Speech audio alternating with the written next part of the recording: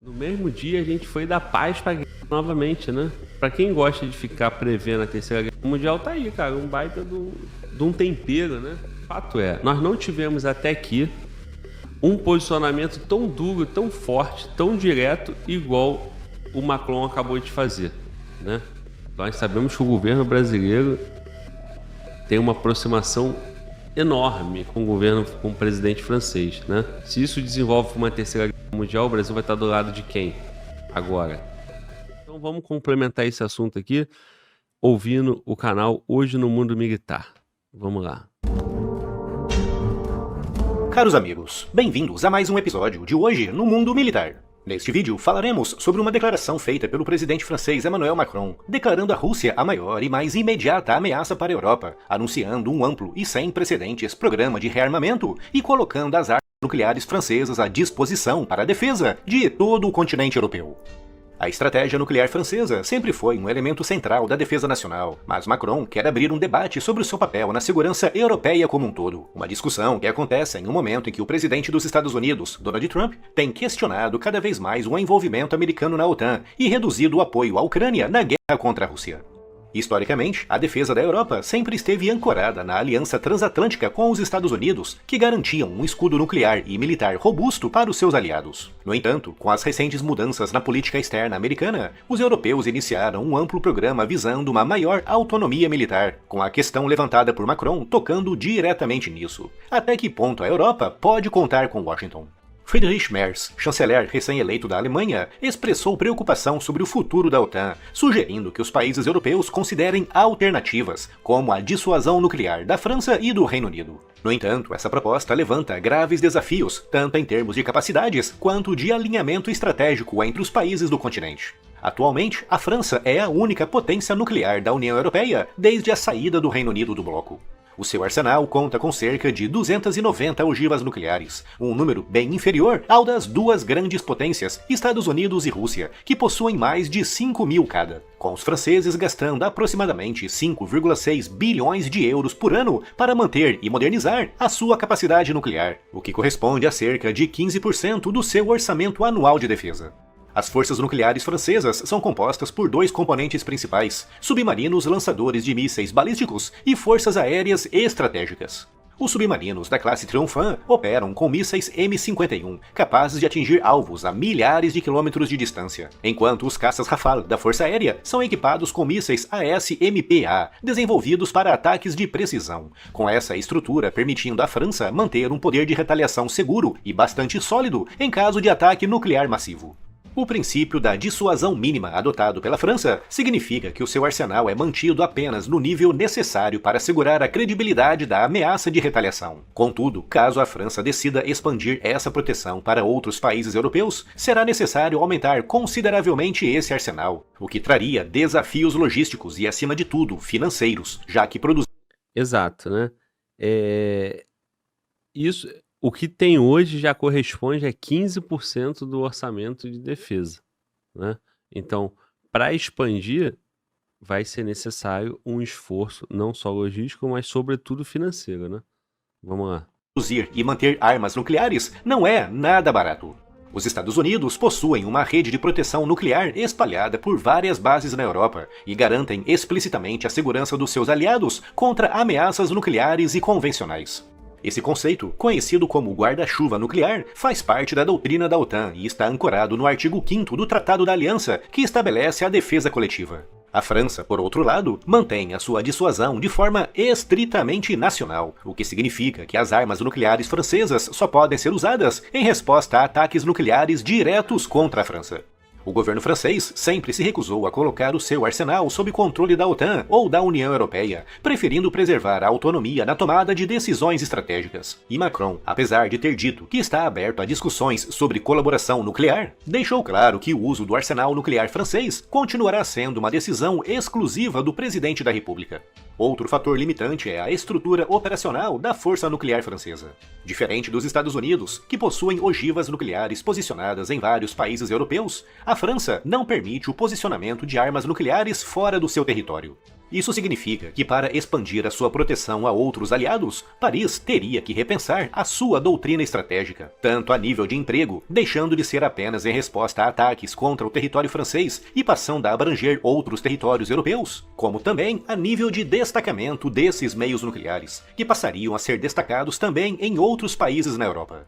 A proposta de Macron gerou reações imediatas, com o ministro das Relações Exteriores da Rússia, Sergei Lavrov, classificando a iniciativa como uma ameaça direta à Rússia. Para Moscou, o simples fato de Macron abrir essa discussão já é interpretado como uma escalada nas tensões entre a Europa e a Rússia. No entanto, como o governo francês salientou, essa declaração de Macron visa apenas reforçar a defesa coletiva europeia, já que essas armas seriam usadas apenas em resposta a um ataque nuclear prévio.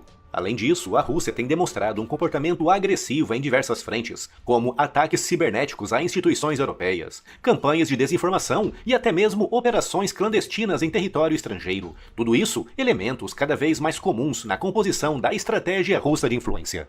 Macron alertou que a Rússia não apenas representa uma ameaça militar direta, mas também atua nos bastidores, tentando desestabilizar governos e influenciar eleições em países europeus. Do ponto de vista interno, há também desafios políticos para Macron. A ideia de compartilhar o arsenal nuclear francês pode enfrentar resistência dentro do próprio país, onde setores políticos e militares defendem a manutenção da independência estratégica da França nesse setor. Além disso, o aumento do arsenal para acomodar uma proteção mais ampla demandaria muitos recursos, em um momento em que a economia francesa enfrenta desafios fiscais. Mas então, o que pode acontecer a seguir? Mesmo que a ideia de Macron não substitua o sistema de dissuasão nuclear dos Estados Unidos, especialistas sugerem algumas medidas intermediárias. Uma possibilidade é que aliados europeus se integrem aos exercícios nucleares franceses, participando de missões de escolta e apoio logístico, o que criaria um grau maior de interoperabilidade militar, que seria muito útil em uma eventual fase de nuclearização de toda a Europa. Outra opção seria discutir formas de cofinanciamento da manutenção, expansão e modernização do arsenal francês por parte de outros países europeus. Além disso, Macron está organizando uma reunião com líderes europeus para debater formas de garantir uma paz duradoura na Ucrânia. E entre as opções em discussão está a possibilidade de enviar tropas de paz ao território ucraniano caso um cessar-fogo seja firmado. Essa iniciativa poderia ser um primeiro passo para reforçar a autonomia militar europeia, estabelecendo também um novo e mais central papel para a França na geopolítica europeia e global. Vamos lá. Bom, primeira coisa, né? É uma provocação direta à Rússia. É mais do que uma provocação, né? Ele faz acusações contra a Rússia, né? Dos ataques, da forma como a Rússia ataca e interfere em toda a União Europeia. Ele sugere discutir algo que ele não tem autorização para fazer, né? Teria que mudar toda a doutrina nuclear da França, né? E isso passaria, né, pelo Congresso francês, com certeza, né? O parlamento. Ao fazer isso, ele está avançando de uma forma que também pode provocar uma mudança, né? Mais uma mudança, que teve uma mudança recente, né? Porque o Putin fez uma mudança na doutrina nuclear, né? Porque antes a Rússia poderia usar somente como ameaça nuclear. E ele fez uma mudança recente agora, né, com a questão da Ucrânia, que ele poderia usar, inclusive, por ameaças convencionais, né? Por exemplo, os mísseis de longo alcance e tal, a Ucrânia usou e ele não fez nada. Mas ele mudou a doutrina, né? Para uso da sua força nuclear. Então, quando o Macron vai avançando, primeiro, me parece que em paridade, né, da dissuasão francesa perto da capacidade da Rússia é mínima. Segundo, vai debater uma coisa dentro ali do Conselho da União Europeia que sequer a França sequer tem essa autorização, né, dentro da Constituição francesa ali para poder fazer isso. Então ele tem que fazer uma mudança interna para depois oferecer isso para a União Europeia, né? E com esse movimento seria, né, o que o vídeo conclui aí, ele assumindo um protagonismo dentro ali da liderança geopolítica dentro da União Europeia, porém, né, a que preço? A economia francesa passa por dificuldade, a capacidade de dissuasão é pequena, ele deveria provocar diversas mudanças para que esse plano fosse implementado. O que não quer dizer que esse plano é o suficiente para parar a Rússia, né? E no caso da Rússia, quem disse que eu quero avançar dessa forma? Mas, já que vocês estão se preparando contra mim, então agora eu vou avançar. Porra. Outra coisa, a solução da paz na Ucrânia, colocando tropa da França, liderada pela França ou por países da União Europeia, é basicamente colocar a OTAN dentro da Ucrânia. E por que o Putin vai aceitar isso? Então, parece que aquela esperança do Trump trazer a paz e resolver o conflito ali da Ucrânia, ela não vai acontecer por conta da não aceitação aos termos por parte da União Europeia. E a União Europeia, liderada pela França, querendo provocar a manutenção do conflito na Ucrânia. Aí você está em casa pensando, porra, qual é a lógica disso? A narrativa é defesa da liberdade, né? O país soberano, a invasão lá na Ucrânia, a ameaça da Rússia e tal. E na narrativa do Putin, da narrativa da Rússia? A gente estava quieto aqui o tempo todo. Eles estão ameaçando a nossa soberania, eles estão ameaçando a nossa capacidade, né? E a gente precisa reagir. Cara, isso vai chegar aonde? É a Terceira Guerra Mundial vindo aí, mais uma vez? Mas a gente não tava comemorando a paz, porra, com o Trump? Que merda, mano. No mesmo dia, a gente reagiu ao vídeo da repercussão do encontro do Zelensky com o Trump. Aí agora, o pequenininho foi lá se reuniu, porque é pequenininho, né? E os pequenininhos são tudo valentes, né? Não é não? Pequenininho desse tamaninho e eles andam tudo assim, né? Mini crack, né? Não é não? Exatamente, o pequenininho já foi lá na União Europeia e assim, é o seguinte, nós vamos fazer o nosso bagulho aqui entre a gente mesmo. E agora, com a capacidade nuclear.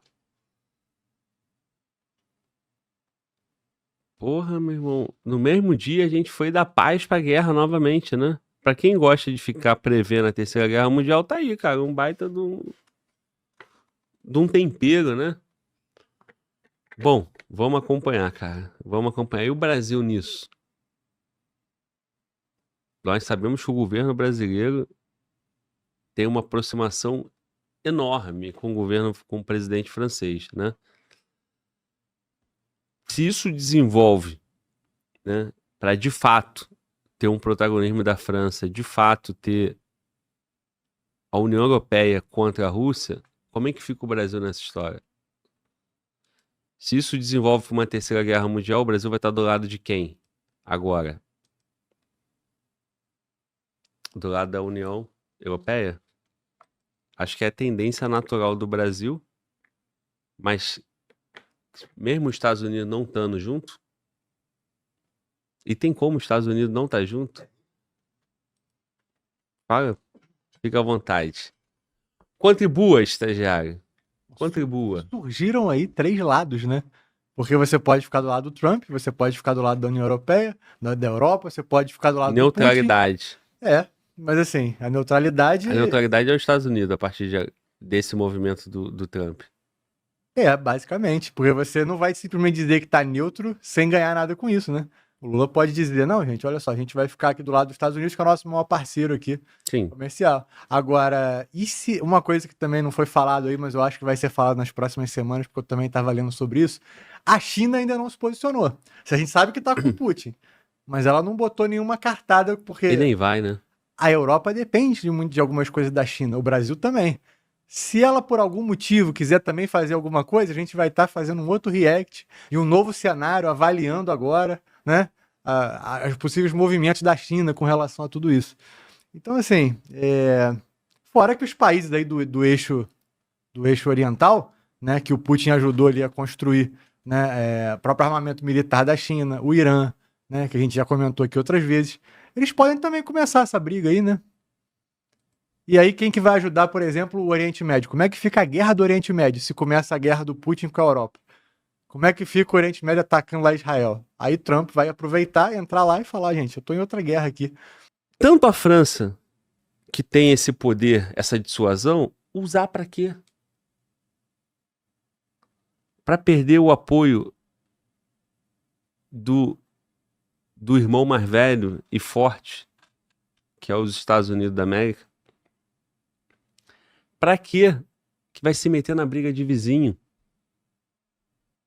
Né? Pra quê? E o Brasil nessa história que não tem nem a arma, nem o porte de arma, nem nada, nem a munição, nem a faca, né? Nem o negócio de macarrão, né, que para jogar, né, para bater. Então, cara, agora é um cenário de guerra na Europa envolvendo toda a União Europeia, os Estados Unidos fora, a França liderando isso, se sentindo capaz de vencer a Rússia. É um cenário que não projetávamos antes. E um cenário dos Estados Unidos falando, olha só, eu fiz minha parte, eu banquei a OTAN por muito tempo e esses são os termos. Não querem? Então tá bom.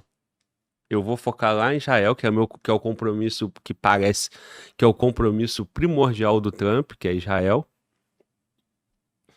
Eu vou focar no Irã ali, vou focar em outras questões, Oriente Médio. O pau quebra aí na Europa entre vocês. E o Brasil não tem nada a ver com isso se o Brasil for caminhar. Ah, mas o Brasil tá no BRICS. Mas o BRICS é um bloco econômico, não militar. Não é um bloco militar, né? E não é porque o Brasil tá no BRICS que o Brasil vai ficar do lado da Rússia contra a União Europeia sem o apoio dos Estados Unidos, né? E a China que tu colocou, cara, a China, tu levantou a bola da China. Que a China não se pronunciou. Mas qual é a postura da China até aqui? O que a China tá fazendo nesses 3 anos de guerra? A China tá vendendo para todos os lados, né? Exatamente. E fortalecendo, né? O investimento da China chega perto de 1 trilhão.